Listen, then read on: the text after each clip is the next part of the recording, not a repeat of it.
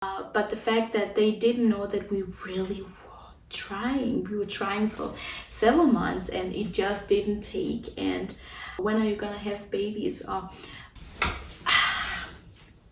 I got my coffee with me. Well, hello there, beautiful people. Welcome back to the channel. And yeah, as you could tell from the title, today it's all about our gender reveal. And unfortunately, Daniel couldn't join me today because he's at work. But we are gonna have a chit chat. So let's get started with the video.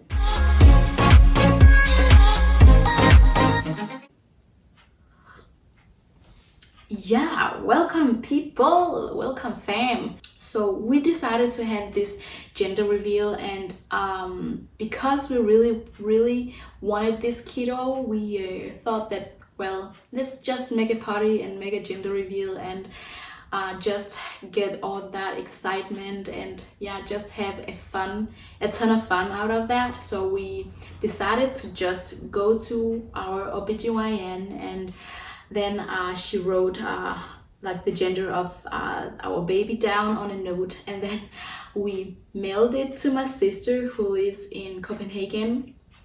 And then Daniel and I, we didn't know the gender.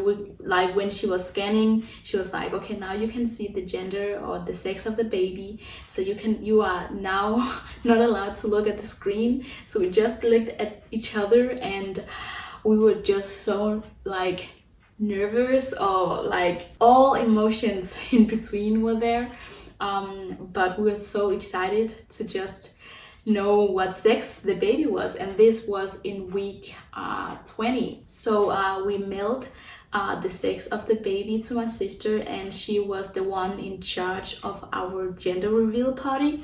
Obviously we knew the date, and we just ordered some food from a catering company, because we simply didn't want to spend a ton of time cooking and all of that. We just wanted to enjoy the time with our friends and family. So we did that, and my sister, she just organized all this beautiful thing, like with surprising us with like making a ton of fun out of like surprising us to get to know our gender, or like the gender of our baby. And it was so much fun. And to just go back, at first, like when we were at our scan, like I think it was 12 weeks of scanning, we could see the like, okay, this is the sex of our baby. But then she was like the midwife was like, no, sometimes it could be wrong because it's too early. And then Daniel and I were like, okay. So at this point, even though we thought that we saw, like we could see what the gender or the sex of the baby was at week 12, we were, or at least I was, like I started to get like doubting myself, because people would look at my tiny stomach and say, oh, this is a boy, or oh, this is a girl. And then I was just like, I was so confused. And Daniel was like, okay, this is this gender. So at this point, when we had our like the gender reveal, I was 100% sure that we will have a girl, and Daniel was 100% sure that we will have a boy. So that was quite fun. And so we will have our parents to like guess what gender the baby would be like, and then it obviously was a boy. We got a boy. So I was so surprised. I must say, I was very surprised, and you can tell from my reaction here. I was very surprised, not because I was for sure if it was a girl, if it was a boy. I was happy. I was just happy and blessed and just overwhelmed. The fact that we'll be parents to a little boy it just got so much more real, I want to say. So that was so exciting, and wow, God is good. So we we just felt so much joy and love on that day, and we were so blessed. So that was a lot of fun. So now that we know, or like, as you can tell, my stomach is no longer big. So we gave birth to our son not too long ago, and I'm sure that Daniel will want to be there when we show our son the first time. So I'm gonna wait for him, for us to show you our beautiful boy, and we are so excited to show you how he looks like. And like, he is such a joy, and he's so lovely.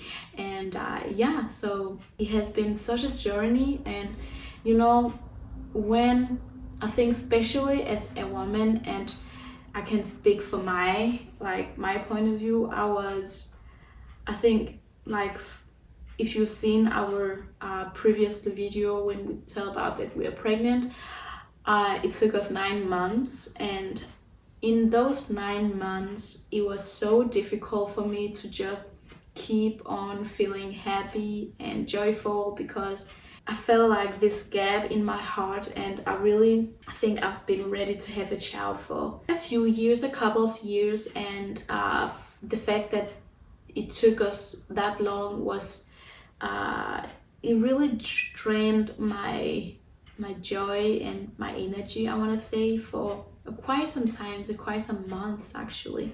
And I think one of the things that I really want to say to those of you who are very maybe grandparents, or very excited for your friend or your sister, your brother, or someone to have children soon, because now they've got married, I want to say, be aware of how you speak to them about, like, so when, like, now the baby will be here soon, or when are you gonna have babies, or I want to be an auntie, I want to be an uncle, I want to be a grandma, or those kind of things. It really hurts. I remember in those couple of months when we were trying to have this little kiddo, people will say, like, oh, now you've been married for 4 years, when is the child coming? And you will hear like several like small rumors, like, oh, they can't have children, or those kind of things. And it really hurts, truth be told.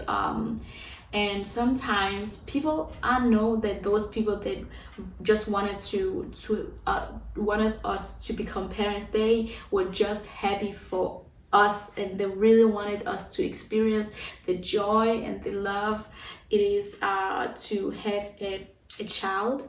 But the fact that they didn't know that we really we were trying for several months, and it just didn't take. And I remember I would sometimes go to work and talk to Daniel, I would go to work, and I will have some patients of mine who ask me, like, are you a mom? And I would say, no, not yet, but hopefully in the near future. And they will be like, oh, you should start having children, you're not getting younger. And then that comment will it will hit me in, I would like carry that throughout the entire day. And then I'll come home to Daniel, and I will be like just so miserable because I really, really wanted to become a mom. So yeah, what I want to say, guys, I think it's so important to be aware when you talk to people who are maybe in the age that you think that, oh, now is the time for them to become parents or whatnot.